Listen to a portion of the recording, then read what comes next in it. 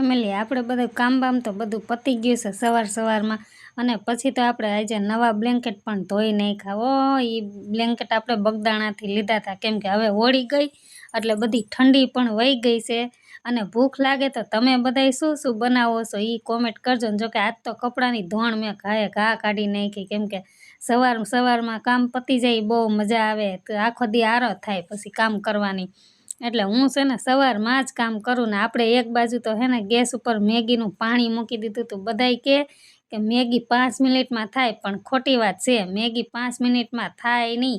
આપણે આટા ટલાના આશીર્વાદ મારી લઈ કે 1 કલાકે મેગી બને હો. હા, આપણે ઘરમાં બધું કામ બામ કરી લીધું ને ત્યાં તો થાકીને ટેં થઈ ગયા. પછી તો આપણે મેગી બનાવવા મૂકી દીધું, ગરમા ગરમ પાણી મૂકી દીધું ને પછી તો આપણે આજે મસ્ત મજાની મેગી બનાવવાની છે. તમે બધાય મેગી બનાવો કે નૂડલ્સ બનાવો કે શું પણ નાસ્તામાં કરો એ કોમેન્ટ કરજો. મને તો મેગી બહુ ભાવે એટલે હું મેગી બનાવું છું.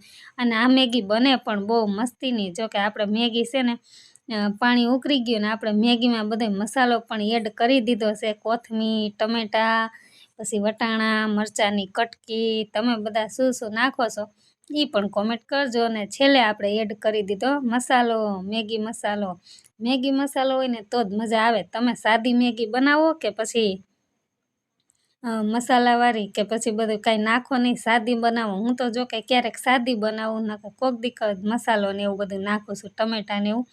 બાકી મને તીખી મેગી ભાવે, મોરી મેગી ન ભાવે. જો આપણી મેગી હવે 5-10 મિનિટમાં હમણાં તૈયાર થઈ જાય છે.